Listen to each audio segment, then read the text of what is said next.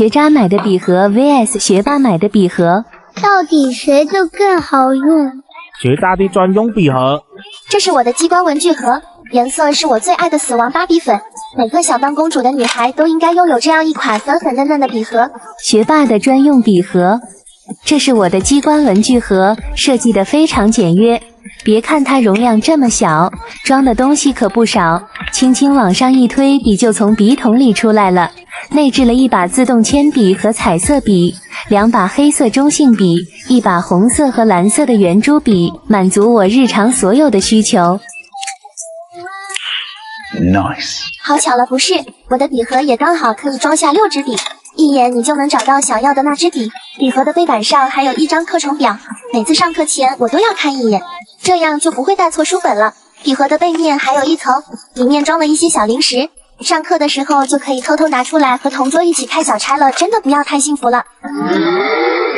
我的笔盒不仅可以装笔，侧边还有一个尺子，可以画直线也可以画波浪线。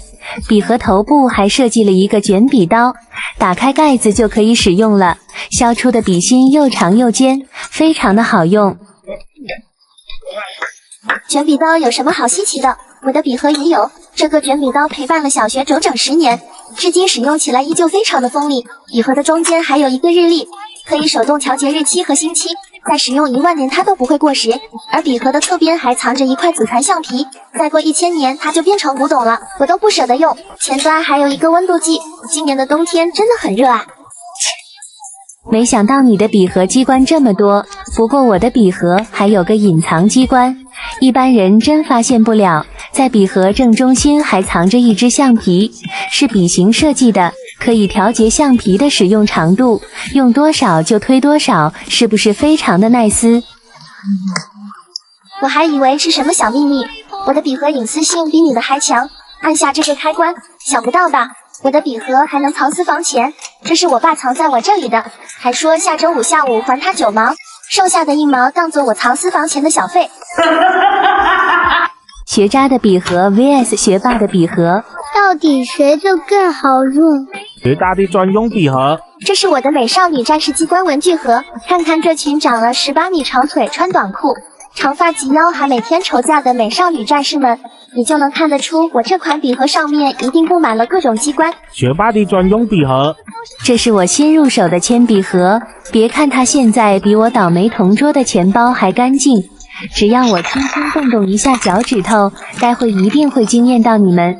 先用5颜6色的奶油胶把它涂抹一遍，再用乌漆嘛黑的奶油胶绕一圈，最后把这些乱七八糟的装饰品天驴行空的给它摆上去，晾晒它个77480天，一个奶油胶 DIY 笔盒就做好了，是不是非常的好看？Nice。好看又不能当饭吃，我笔盒的侧边可是暗藏玄机。第一个机关里藏着校花上课偷偷塞给我的小纸条，第2个机关里藏着一个削铁如泥的卷笔刀，第3个机关，喂，怎么第4个机关也打开了？这2玩意怎么不听使唤了呢？我这私房钱还怎么藏得住啊？笔盒的一头藏着一个放大镜，每回考试我都忍不住拿出来照一照，而笔盒的另外一头还藏着一个透明胶带，非常的好用。你看，带着玩意上课，心情都会变好的。打开里面还可以放下的2菜1汤，满足我日常学习需求。我的笔盒也可以装下许多东西，你看5支笔轻轻松松装下了。笔盒下方还隐藏着一个机关，里面装着一把剪刀，非常锋利，还有一把迷你小刀，用它削铅笔完全没有压力。学渣买的笔盒 vs 学霸买的笔盒，到底谁的更好用？学渣的专用笔盒。这是我的4驱机关文具盒，我妈说要想成绩好，就得从头绿到脚，这么生机勃勃的颜色，一看就知道和4驱赛车一样充满了希望。学霸的专用笔盒。这是我的宝藏机关文具盒，外形像一个小巧的手提包，还佩戴着一把密码锁。这世界上只有我一个人知道这个机关文具盒的密码，打开它，笔盒的背板上面就写着我今年的一个小目标。笔盒的容量非常大，一次性可以装下20多把笔。我的笔盒容量虽然没有那么大，但是它却暗藏许多玄机。按下第一个开关，它就弹出一个卷笔刀，使用起来非常的方便。按下第二个开关，这里藏着一个温度计，今年的冬天比夏天还炎热。左下角还有一个暗盒，里面藏着一个橡皮擦，上课可以用它和同桌偷偷玩小游戏。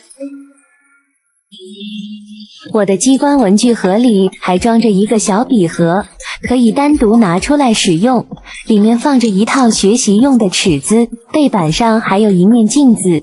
好学生就是要随时注意自己的仪容仪表。和中盒有什么特别的？我的机关文具盒也藏着一个暗盒，一般人根本发现不了，这里面收藏着那些年校花传给我的小纸条。你们发现我的笔盒里面也有一个密码锁吗？笔盒的上半部空间藏着我一个小秘密，这是我考上宇宙大学的哥哥留给我的锦囊，让我在高考前一天晚上才能打开它。你们猜他在锦囊里面留了什么？我的机关文具盒可以同时装下6支笔，按一下开关，它就变身成为一把战斗机关枪，里面还配了一张课程表，上面记录着我每天的课程任务。我也有一个哥哥叫渣渣辉，一样在我的笔盒里留了一张小字条。